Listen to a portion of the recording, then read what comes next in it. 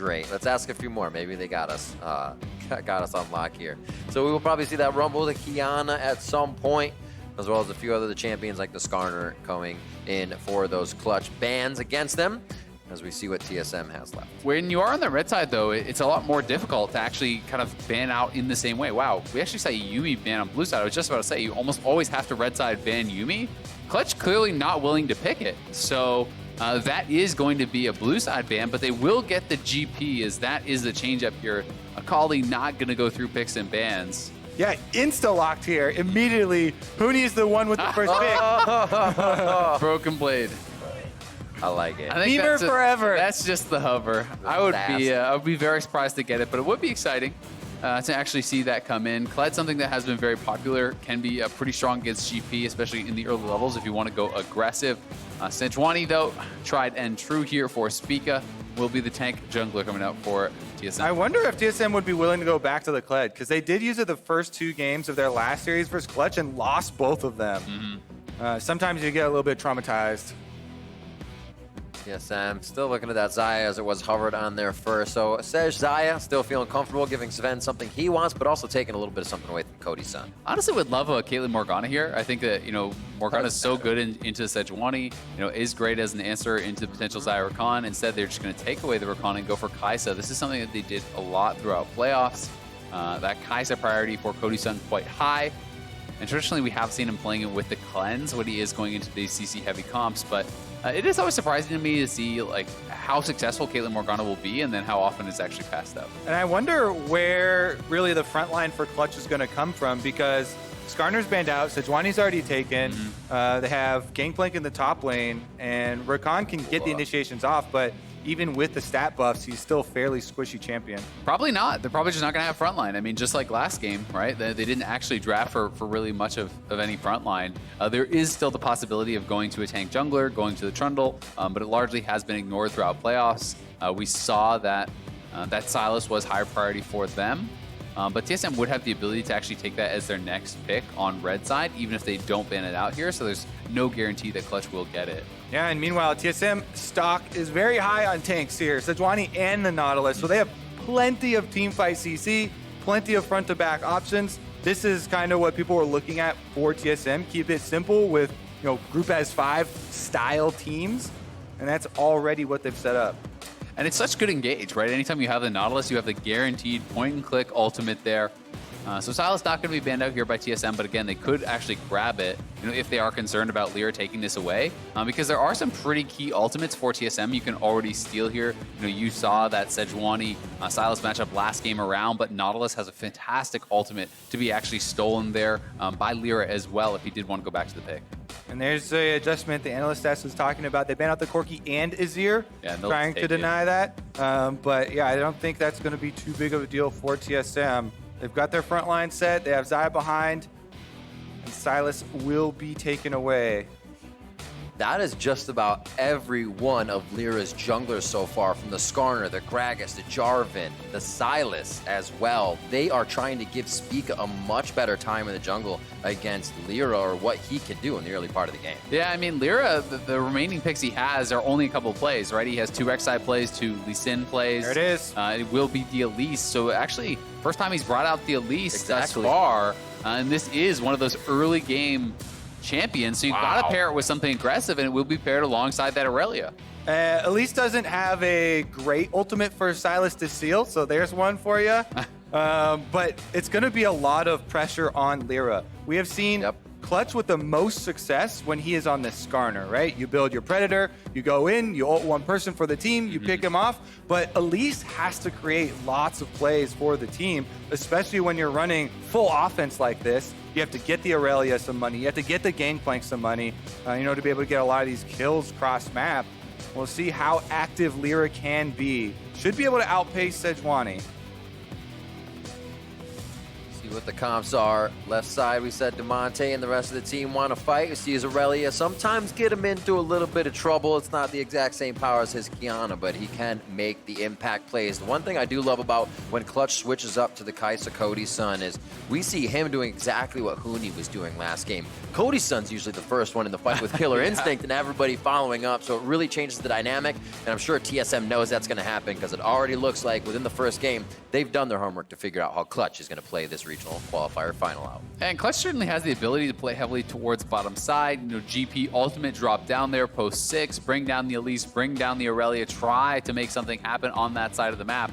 When you're looking at Bjergsen and key ultimates for him to steal, there's really not a lot. The only kind of really good ultimate, it feels like, is perhaps a GP. Rakan can be effective at times, but you know, definitely the Aurelia, you're not getting much out of that ultimate. You're not getting much out of the Elise ultimate. So there's not really huge impacts ones for him to steal.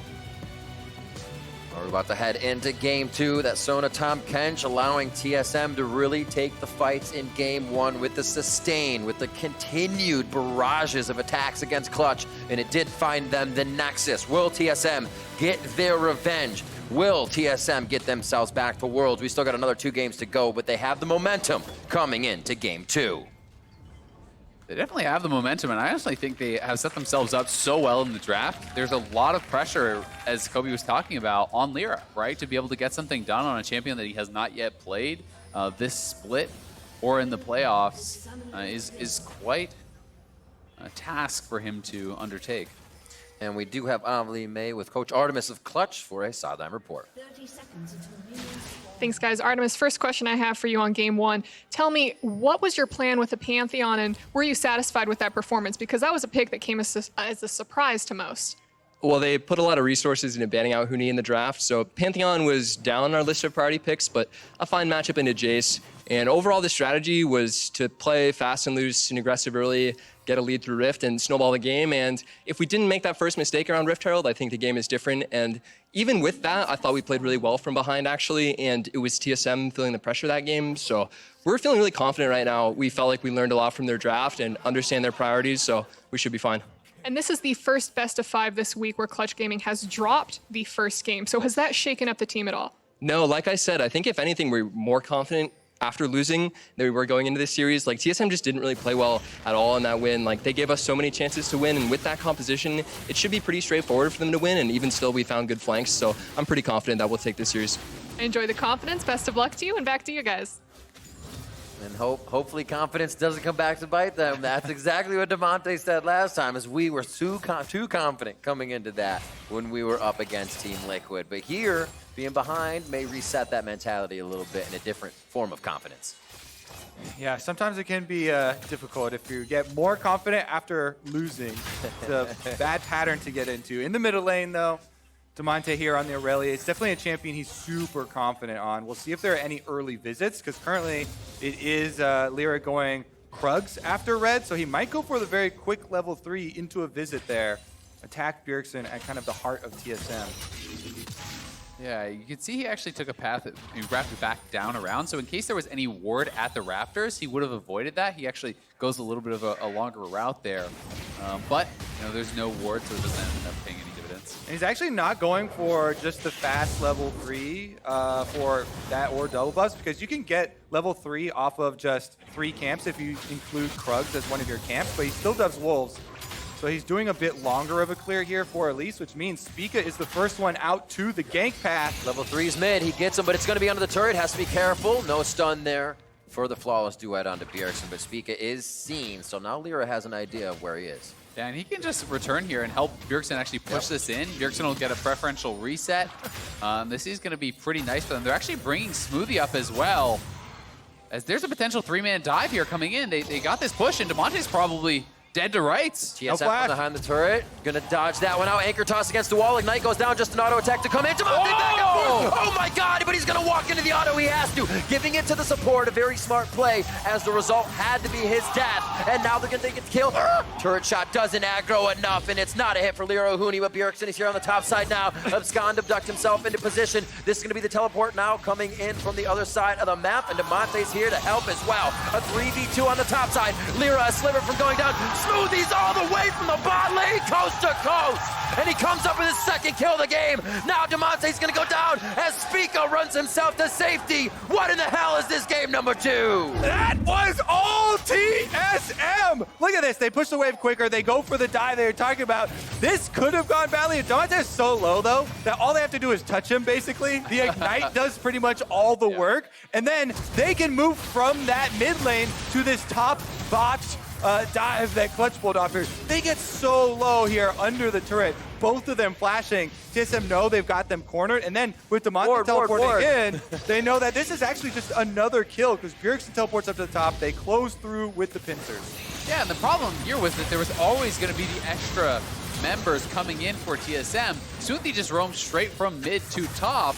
And, you know, it's a full health Sejuani. 2 of your members are solo in this play, so Damonte trying to support his team. Broken Blade. Back to the top side. Oh boy, he just finds a handful of Clutch Gaming in his lane as we come out of the replay, and this one is not gonna stop. Yeah, and that's actually really big for a Clutch to get back into this because TSM now has no TP on Broken Blade, so he's gonna have to make the long walk back to top. And Huni's actually holding the wave. So multiple waves are gonna get denied. He's gonna be potentially losing some experience here, you know, as well as that farm. So this does give an avenue for Huni to get a pretty significant lead through which Clutch could try to play. Yeah, it's gonna have to be, if Clutch finds success, a Huni carry story. Right now, TSM looking to affect the other side of the map as Spica finds Cody.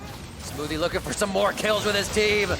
This is a Nautilus ready for the kills. Bjergsen here wants to finish off a few for himself. Cody's on a few shots back. They rip the rug right out from under him, and that's a great kill for Sven. Lyra tries to get himself to safety there, and they're not able to trade a kill back. Vulcan, the rest of the team, I'm sorry, rather, Spica almost going down there. The rest of the team in the can. Oh, it's nuts in the edge! Turret, the minions are there. He should be able to get the wall. The execute comes in from Lyra. What is this? Now he gets himself a little too far forward for the greed of that kill, picks it up, but goes down himself as these plates in the bottom lane are now going to get picked up for even more gold on the side of TSM. Damonte looking top, but Broken Blade a little too close to the turret without Huni's help and no mana there. And Bjergsen, Secret Agent Man, 007, 100% KP, roaming down to that bottom side. TSM make the move here. Surprised that Cody-san didn't just early flash. He allowed Sejuani to actually stack up the passive for free, then flashes after the stun, but he's too low, so he's always going to go down.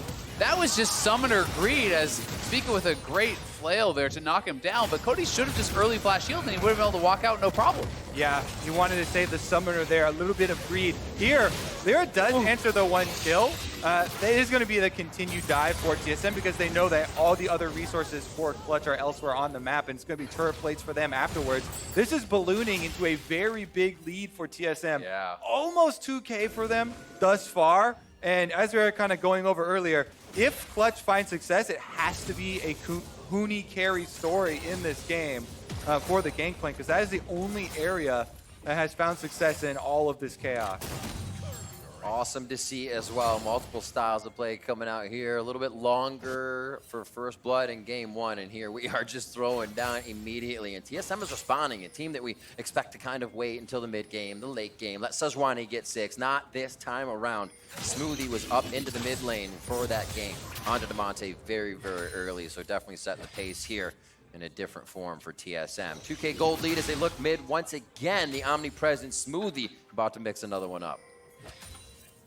Yeah, Smoothie has done a very good job making his presence felt across the map. The early roam is what started that dive and started this cascade of pressure for TSM all across the map. It's because Smoothie on the support got out there roaming to start the plays early, and Sven on Xayah is actually still far ahead in gold because of all these resulting kills that he has over Cody-san now. Every lane ahead in gold for TSM except for the top side.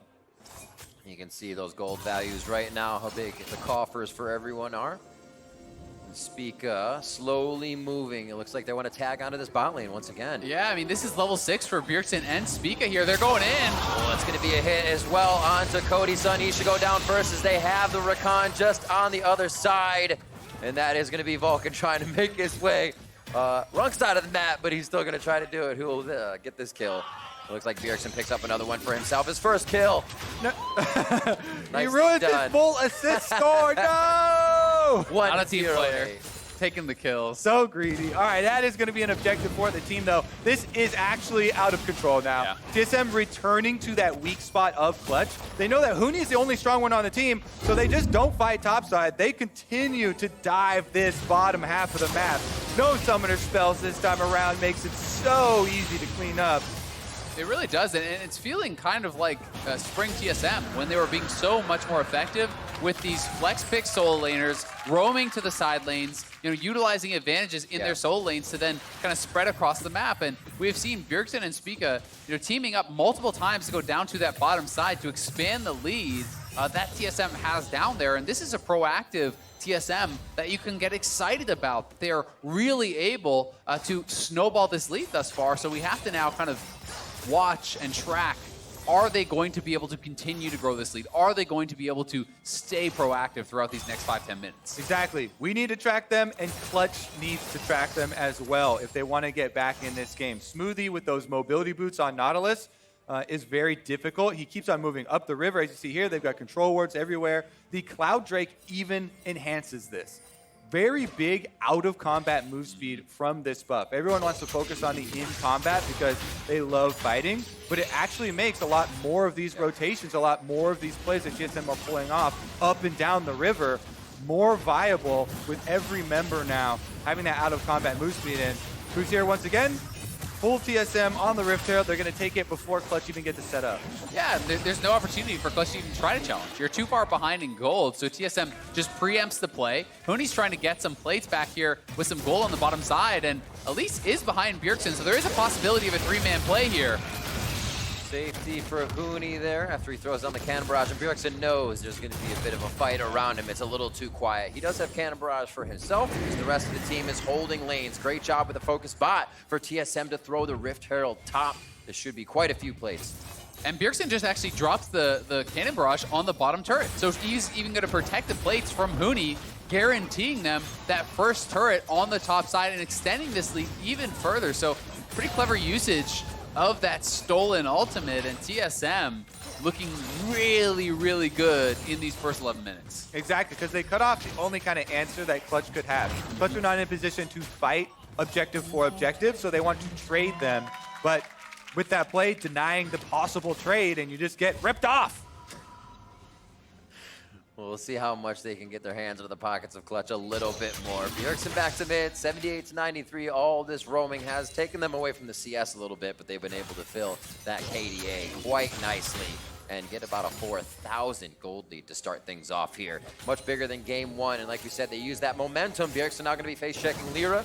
Shouldn't be too much of a result here. That was going to be a back, so it takes him a second to realize get that Kingslayer health back before he's off to safety. Yeah, there's no chance that Elise wins that 1v1 ever. Elise's damage all front-loaded there. You cocoon, you get your big combo off, turn into Spider, get your execute, and you just get him to half health. But then Silas is all backloaded because he's got Kingslayer heal.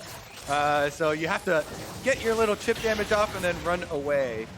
Very hard to play Elise in these sort of situations where the entire team is behind. It makes the champion look like much less of an effective jungle, but it's because the situation that Clutch are in right now. Trying to get something back on top side, though. They send their duo up here to get some turret plates. I do really like what TSM is doing here now to kind of protect their laner against Huni. Huni is the only strong member, and they're looking to set up a dive here in this Deja vu. The same as the level 1. Yeah, I mean, Damonte just getting pushed out again, but they've been able to actually take the time to get all these wards down here, on the bottom side that are going to allow Broken Blade to feel comfortable farming it out against Huni and trying to equalize somewhat, to not allow that to snowball out of control, because really that's the only way Clutch can actually do anything in this game. And if Huni is warded out, if he is actually held down, well, everywhere else on the map, TSM is strong. We heard Artemis saying the idea of that first game was to get Rift Herald, continue to push on, and it seems like if any of the things fall apart in their schedule of what needs to happen each game, it definitely has a hindrance on them coming back. Now, as Artemis said, and we saw, game one was not just Clutch falling over after they missed that first Rift Herald, but it does become harder, and I think TSM is starting to smell blood that much more each time they get those advantages, and we're now seeing a TSM that is really pressuring down once they realize they have an advantage. Yeah, I mean, even if we focus on the early jungle paths, Sejuani ganks before Elise. And that starts the roam up from Smoothie, then they continue it with the dive. It's a very good job of TSM kind of taking control early, whereas Clutch were supposed to be the ones to get on the attack. Here we go, though. They've got defensive control wards now throughout everywhere in their own jungle, so they should be able to see the onslaught coming. The problem now is that they're so far behind in gold, they don't really have the items to fight them off. So even if you have the information, executing that play is so much more difficult. And with an Infernal spawning, that is ideal for TSM to continue to snowball this. They have easy control of all neutrals in the game. Quick pickup here for TSM. Going to be fantastic damage to add to these fights. They feel great going against Clutch Gaming. Yeah, and we see that Clutch, again, just trying to trade objectives, taking that top lane turret with the Aurelia split push, trying to get some gold desperately in the hands of Demonte, who is very, very far behind as far as his progression. Really wants to get that Triforce to be able to have any sort of relevance, and then we'll see at what point Clutch actually tries to start looking for plays. With double Triforce now in, perhaps they can try to look for something around that, but they are, woefully kind of behind TSM as far as item progression. It's hard to get a hold of any of these members. You have a ton of tanks guarding Sven. You can Feather Storm out, and the rest of the front line is just going to be a whole lot of HP that you have to get through. Being behind makes Clutch just have to farm these waves out, prep them, and get prepared for the one fight that they can take. Yeah, they've got to at least wait for their sweeper to come off cooldown, because Lear cannot afford to go for one of these risky offensive plays, these ganks, and have it matched by TSM numbers. So they have to either have control ward pass set up or use their sweepers on the way in to make sure that their opportunity will be a numbers advantage. And now they're using it bottom. They're trying to get everybody down there, but TSM already have left the area. They've went to the strong side. Whoa, Demonte Vanguard's edge comes out, but it's also stolen and used against him. He can still dash around, but he goes down. A valiant attempt there to stay alive. Spot's going to be traded for a bit of that top lane damage. It looks like they will grab a second tier. Clutch is starting to still focus bot, but push more towards mid to stop another turret from going down.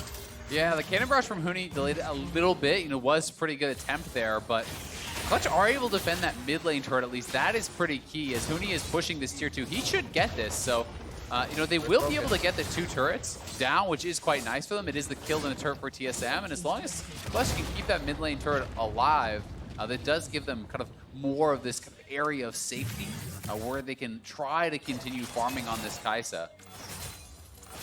Seeing how far Lyra was pushed back in his jungle picks. Definitely doing quite well on the Elise for that fact. Everybody else having a real tough time in the run around of the early game. You can see 0-3, 0-0, 2-0 almost in the bottom half of the map. And TSM really mobilized themselves to make this a difficult game for Clutch. All right, so next steps. If you have this amount of control as the TSM squad facing Clutch, and they have so much pick potential with Nas, with Sejuani, all they have to do is close in with these wards. There are no outer defenses left. Clutch basically have to tower hug at the moment. So TSM are trying to get their side lanes pushed up so they can then swarm into the jungle, and you lay the pathways through the jungle that Clutch rotate through with wards, so then they can't mount that counterattack. And I think with the Infernal being the next dragon coming up, TSM, that should be their kind of focus on the map right now. Get those wards on the bottom side, look to focus in this area. As Pika likely can just smite this away, but grab that next Infernal. Baron will be up shortly after that, and they have their next 3-4 minutes mapped out pretty cleanly. You take the second Infernal, you look to set up around the Baron, and that is where you try to actually draw Clutch in and turn for fights. Because you have the Nautilus, you have the Sejuani, it's very easy point and click engage here for TSM. Yeah, some ideal places for the wards when setting up for that are right here through the jungle. Because there isn't going to be a lot of threat on the top side. Well, let's just watch this chase for Demonte. How long can he go? What is the rest of the team doing? Vanguard's edge is there. Going to be no stun here from Sven. And in, out. Tries to get that flawless duet charge on, but he cannot. But they're getting the ultimates out as well. Hopefully this fight can happen in favor of Clutch Gaming with those going down is what they're thinking. But quickly losing Demonte and no real pressure on the map is not what they need right now. Yeah, definitely no. And I actually like the choice to use Nautilus Ultimate there because it prevents Zen from having to use his own. I think that is going to be kind of the more important one, protecting your AD, who's so strong at this point in the game. Already has the Essence Reaver, already has that IE completed. You know, and he is just so far ahead of Cody Sun right now. You know, it is 2,600 gold. And Lyra's feeling optimistic. They're all in. He's got the Mage Eyes by. I love seeing that. If you're gonna make a comeback, then you gotta make a big comeback. Stack that Mage Eyes up. He doesn't even have one page in there, Kobe. There's no stacks. That's why you got to write the story right now. The final chapters here in this regional final series. Oh my word. He is definitely throwing all of his eggs in one basket. We'll see how it works. Pushed all the way down to Elise, but he's still going to try to make it happen. TSM have a fantastic lead right now, looking at about 4,000 gold. Yeah. 4 turrets to 3. Now they're going to be on to the Infernal Drake. Second one to their name, all objectives so far in the game over to TSM as they fully control game 2. Easily spited away there by Spica, and now it's time. They can move their vision up to the top half because they've taken the Infernal Dragon up. So basically, it's very leisurely walk now for TSM. They can get the full reset off, move all their vision over to the soon-to-arrive Baron. And even though Clutch are trying to get the early vision down, it's very difficult for them if TSM come in force, grouped up, to actually fight them off and defend that vision. One thing to place your vision, but to be able to defend it requires so much more, and they just don't have the completed items. Yeah, they're just hoping that this is going to buy them a little bit of time here, a little bit of time there. Maybe Huni can make a play in a side lane, buy them that couple extra minutes. But, when you're in the lead and you just keep rolling Infernal Dragons, it feels so doomed for the other team, right? Another Infernal is going to come up in 4 minutes. So even if TSM are slow to the Baron and unable to take it, during that time, they have such an easy window to get another advantage. And Clutch at some point is going to have to make the call that they can't give it up. Yeah, and like I was talking about, Vision undefended here. So they just spent a bunch of control wards. They just spent a bunch of time getting Vision over Baron. But they all leave the area. They can't defend it. So that Vision doesn't do anything except alert them. TSM are taking the Baron. They can't do anything about it. That sucker is gone. Uncontested, unheard of for a regional qualifier. Definitely not something you want your opponent doing. All of Clutch Gaming coordinated towards the bottom side of the map, with that being up at 21 minutes. I'm be honest, I think this game is over. I think this game is completely over. Like, Clutch have almost no way to come back in it. TSM have such strong engage, such an enormous lead, double Infernal, Baron. The game is completely in their hands, and now I just want to see, can you close out this game cleanly? Because that is something we should expect of a team at this level with this sort of advantage. This is the kind of advantage that you can just win the game on your first Baron. See where they take it. Already have those minions coming down mid. Broken Blade is bringing up the rear on the bot side of the map. Demonte is doing what he can to keep the top wave out of Clutch's base. But TSM is making quick work of any wards and whatnot through here. Gets the dredge line on him. And it looks like they're going to be able to get the rest of these kills. And a little bit of a dance there. Flashes up. They're both going to flash for him. TSM's feeling real good right now here in game 2. I mean, and why not? They are crushing Clutch right now. Clutch took them down 3-1, knocking them out of playoffs. Having this great run through the gauntlet, back-to-back series wins, feeling so confident, and TSM are just smacking them down. Yeah, I mean, reverse sweeps never happen. How likely is that to ever occur? You got some angry TSM fans now. Honestly, though, Baron buff for TSM. You're talking about clean win. They picked off the Aurelia. They're taking down the inhibitor turret on top side, and they should be able to end it with this Baron buff. And Huni looks like he's losing that HP war on the top left of your screen as he fights Broken Blade on the bottom side of the map. They are going to be able to get that top inhibitor, and bottom second tier is almost down as well. TSM is making very quick work of everything on the map, including the Clutch Gaming members. Yeah, and I mean, Bjergsen had already been pushing up mid lane. It's not even like they need 5 men strong. They're going for Broken Blade. Broken Blade, a little bit duller after that play, and it looks like they will try to get into more onto Huni and to Vulcan. Possibly a re-engage here if he gets the grand entrance back. Oh, they're right onto Huni over the wall. They still have a few flashes left. And of course, TSM is going to use those at this point. Huni gets out alive. Flawless duet stopping up Bjergsen. But that's just a charge that Demonte was able to use. He's kind of left out to dry right now until his abilities come back. Lyra just off on the side here. And they're really just playing a game of cat and mouse. But TSM is one big cat right now. And Clutch has to let these structures go. Yeah, as soon as TSM was able to group back up there, they get Sven back with the team. There's no way you can really contest that anymore as Clutch. Sven is so incredibly strong, so they will reset, but they still have 50 seconds on this Baron buff here, and Broken Blade is back up, so they could look to try to get another inhibitor tower if they want. Clutch, though, good pick, does buy them some time and keeps them alive in the game for now. Yeah, 40 seconds left on the Baron buff. I don't think TSM will be able to get up to the base in that time. Only one more minion wave going to spawn after it that they could possibly use, so they are going to get a reset.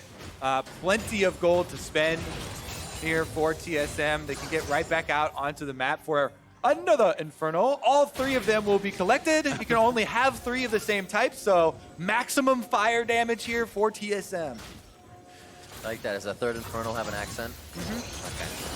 Whenever I talk about Or dragon stats that are useless, I channel some Trevor Quickshot Henry. Was that your quick shot right there?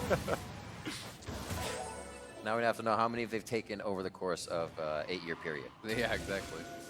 12-4, coming up on 25 minutes. There have been a few kills that Clutch is able to find, but it's not before the Lyra got that Magi, so he still has no pages there.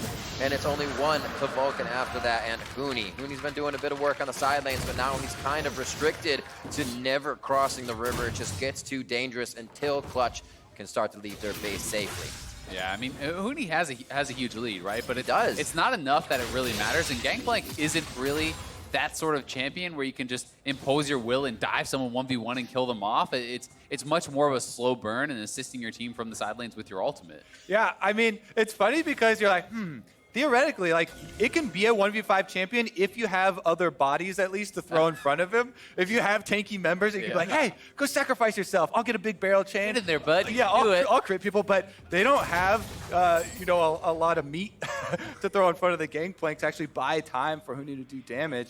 Everybody's so squishy here, so it has to be surprise factors if they're going to pull out any sort of crazy comeback. Lyra as well with the sorcery potion, feeling a few of these fights could be the last. That's quite a bit of money as those went up a long time ago in cash to be thrown into a few recipe items before you had your cores. Yeah, I mean, I think it makes sense at this point. You're so desperately behind, right? You need as much oomph as you can get in that one team fight to just pray you can get an instant kill right at the start and snowball a fight like that. You know, I mean, if you can get a pick somehow on Sven, I don't really know realistically how you're going to be able to do that unless he messes up. But, you know, if you can take someone like that out of the fight immediately, then you have a chance. So that is the hope for Clutch, and they're going to need an incredible engage from Vulcan alongside great follow-up from the rest of the team to stand any chance at doing that. But it feels like TSM just wants to play it slow, wants to play it safe. They're going to wait for the next Baron, and I don't think they're going to, make any risks happen right now.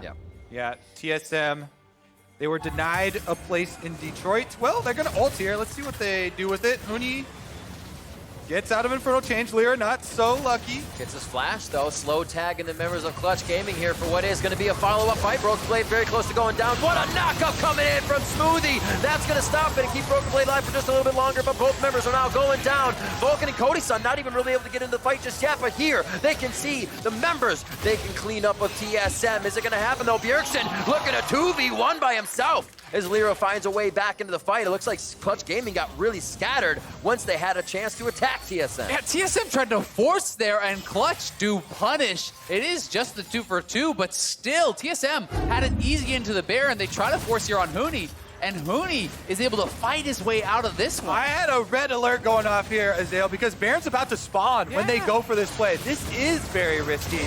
Broken Blade does go down even after the flash burns to Huni, and then Cody Sun goes for the initiation there with the Kai'Sa right back, off of Demonte. They chase him down. Bjergsen, some heroics here at the end, though.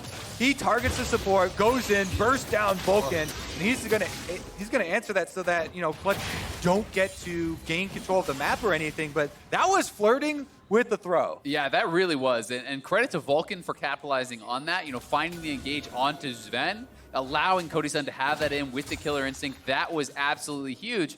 But I mean, TSM is funneling down into the cannon barrage, the GP ultimate, trying to take him down. And that's not a play you need to make. You can force Clutch to come to you at that Baron where you have all the vision already. You were just saying, don't think they're going to do anything too risky and instantly throw themselves into a full fight. All right, they still have a crazy gold lead with 3 Infernals stacked up. So TSM should be able to still burn this Baron down. Let's see if this goes to plan. Smoothie. Looking for where Lyra is. He's all the way in the back. Baron's down to 5,000 HP, but they're still going to try to get the kill onto Smoothie. They are successful. Clutch Gaming now feeling good about taking position on the Baron, but they are going to be getting that damage reduction. Hooney's the one in the front. So low, though. Monte and Hooney tanking. Bjergsen from the back. Vanguard's heads misses. And now they're going to be trying to get back in the fight. Lyra goes down. No smite there. And Spica can get back in to help the team if they get back on the Baron, but it's all about the fight right now. Everybody's joining in that pathway in the jungle, but now, instantly stepping out, it was just for a high five for both teams to say, great job at Baron. My heart is definitely pumping here. Yeah, my word. Clutch opting to get in and leash the Baron there, keep aggro, because Hooney was looking for barrel chains over the wall. They're going to leash it once again. TSM return to the Baron. Scryer's Bloom. Can they get this kill? 8,400 onto Baron. Bjergsen just on the right side. Doesn't have an ultimate to steal, and he's going to go into Hooney first as Hooney tries to fight back with red buff on. Hooney and Bjergsen the 1v1, and that's going to be a shutdown for the big man in the top lane. Now Vulcan, a few shots from going away. Does he get the heal? Does he get the help? And he keeps himself alive. A sliver for Clutch, and that's all they needed to take down TSM. Cody's son wipes him off the map. TSM go right back for it. Clutch is so low, though. This is very, very risky here. It should be fine. Lyra is available, and Smoothie's the only one on TSM. So it's honestly a miracle if, that's a lot of damage. Lyra steals it. Cody's son can tank it right now on the Kaisa. Lyra has arrived. They should have it. Wow. This one finally comes down. Clutch Gaming. This is where game one went awry when TSM had the Sona. No sustain this time, in the long fight goes in favor of Clutch. I mean, why are they forcing so hard? I just don't understand it. Wait, set up your vision, look for the correct plays. Sven doesn't have flash or ultimate, and he's just abandoned in the pit with the Baron hitting him. Yeah, and Hooney out there, because Sven is in the pit, he gets some 1v1 time with Bjergsen, takes down one of the biggest threats. Broken Blade finally gets the answer there, but it is Clutch that are gonna walk away with it. And Hooney's like, you know what? I was the only one with money on my team. Now he's been able to do his duty. We'll see what Clutch can actually fight back into this game. Baron buff, they've almost evened up the gold. They've got right back into it. Infernal Dragon's still in TSM's pocket, so that extra multiplier is there. But how much can the Clutch actually get, since there are standing outer turrets for them to take down with this Baron? I mean, they have the ability to get a lot of damage done here with this. They're going to knock down the first mid-outer. Very likely going to be able to grab the second here as well. And Cody's on picking up more and more of those items. You know, DeMonte is becoming relevant as well. He has his GA, he has 3 items. Hooney is massive. And this is kind of getting pretty scary for TSM. The other thing is, in Champs Select, we were highlighting a lot of these tanks for TSM because it is very beneficial for team fights early and mid, but tanks eventually get outscaled by full damage, and Clutch are closing in with the Baron buff. No defense here from TSM, so more gold into their pockets. What an influx they just had. They've also been able to spend quite a bit. Hooney, the richest one in the game, on the front line. Broken Blade throws down the ultimate, but World Ender, is it going to be enough? Vanguard's S does click. That was going to be from the Silas, but nobody followed up expecting it to happen. All right, they're going to pull back off. Look at that gold graph.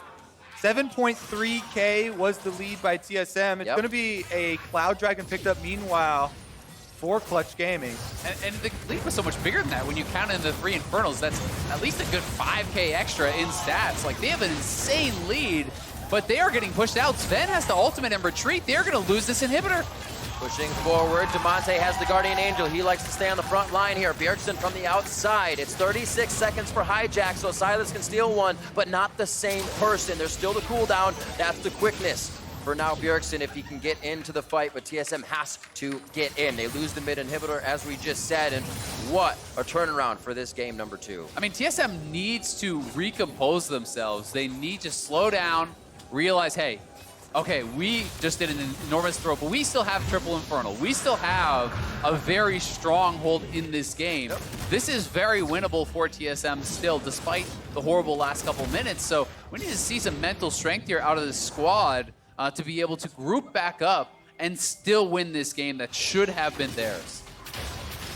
Lyra decides to sell out the Magi's. I like that choice because he hasn't actually gotten too many kills since he bought it anyways. Mercurial Scimitar now in the hands of Cody's son as he gets a very big finished item there to keep himself safe, and Vulcan can focus on more of the fight. I mean, Cody was like 4,500 gold behind. He is catching up, right? You know, yeah, he is still down a little bit of gold because his items are cheaper, but he's on 4 completed items. He's looking good. Exactly. We're approaching the point in the game where you start to run out of item slots for some of these players because a lot of them are being occupied by control wards. You see Clutch members, 4 of them, picking up the double stacks. Vision's so important for these engages. Since they have all this damage stacked up, if they catch someone out in these great engages by Vulcan with the Rakan, he catches one person. That one person has been bursted. Actually was just about to lose the quickness, so he throws it down. Bjergsen will walk away and look for a new hijack once he gets the chance. Next big objective, though, you also have to add into that mix is going to be the Elder. Baron will be up first, but the Elder amplifying not only all the burn, but those triple Infernals is so much power for TSM. So Clutch really has to make sure that TSM cannot get access to it, and it is going to be about the prep. Right now, it feels that Clutch is kind of focusing towards that Baron side of the map, and they're going to see if they can get TSM to overextend and find some sort of an engage. And biggest thing for TSM, get the engage on their terms. They have to have Smoothie and Spica starting this fight out on the front line with that hard CC to open up one of these Clutch targets and allow their team to get the first kill in these team fights. It's going to be a lot about these two paving the way.